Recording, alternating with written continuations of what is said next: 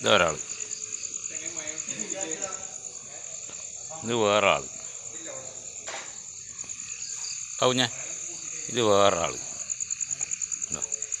ഇതെല്ലാം നമ്മളെ കമ്പനിക്കാരാണ്. ഇപ്പോൾ നമ്മുടെ കമ്പനിക്കാരാണ് ഇതെല്ലാവരും. എന്താ ഇത് ഒരാൾ, ഇതൊരാൾ. ഇതാ ബാ, നമ്മളെ കുഞ്ഞി. ഇവൻ നമ്മുടെ കുഞ്ഞി. ഇനി വേറെ ആളും കൂടെ വരാണ്ട് കേട്ടാ. ഇവരെല്ലാം നമ്മളെ കമ്പനിക്കാരാണ്. എന്താ എന്തൊരു സ്നേഹം ഇതാ ഇവരുടെ എല്ലാം. ഇതാ നിഷ്കളങ്കമായ ഇതാ വേണ്ട, നിഷ്കളങ്കമായ സ്നേഹം. ഇതിനെല്ലാം പകരം വെക്കാൻ ആരില്ലത്. എൻ്റെ ശബ്ദം കേട്ടാൽ മതി എല്ലാവരും ഓടിയെത്തും. എൻ്റെ മക്കളാണ്. ഇതാ ഒരാൾ, രണ്ടാൾ, ഇതാ മൂന്നാമതൊരാൾ. ഇവൻ നമ്മളെ ആളാണ്. ഒരാളും കൂടെ വരാണ്ടിനി. ഇവർ രണ്ടാളും ജോഡിയാണ് കേട്ടോ. അതൊരു രഹസ്യമുണ്ട്. അവൾക്ക് തിന്നാണ്ട് എന്തെങ്കിലും സാധനം ഇട്ട് കൊടുത്താൽ അവൾക്ക് കൊടുക്കാണ്ട് ഇവനൊരു സാധനം തിന്നില്ല. നമ്മൾ ഞെട്ടിപ്പോവും, സംഭവം ഞെട്ടിപ്പോവും.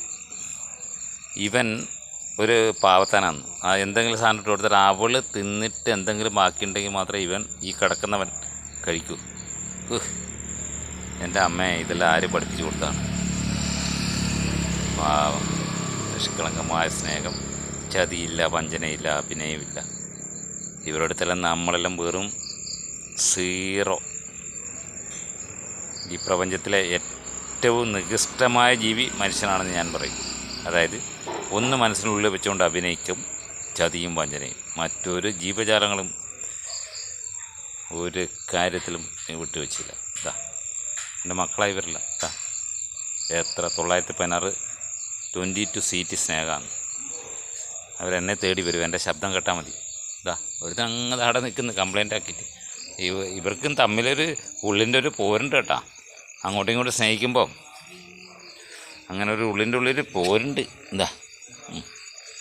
അവനെ തൊടുമ്പോൾ മറ്റവരെ തൊടുമ്പോൾ ഇവനൊരു ഈഗോ ഉണ്ട്. എല്ലാവരും മക്കളല്ലേ മോനെ. എടുത്ത് ഒരാളുണ്ട്, നമ്മുടെ സ്റ്റാഫ് ഒരാളുണ്ട്. വിട് അച്ഛനെ വിട്. ഇനി ഒരാളുണ്ട്, എവിടെ പോയിന്നറിയില്ല. ഇവരോടൊന്നും കളിക്കുന്ന അവർക്ക് തീരെ ഇഷ്ടമല്ല.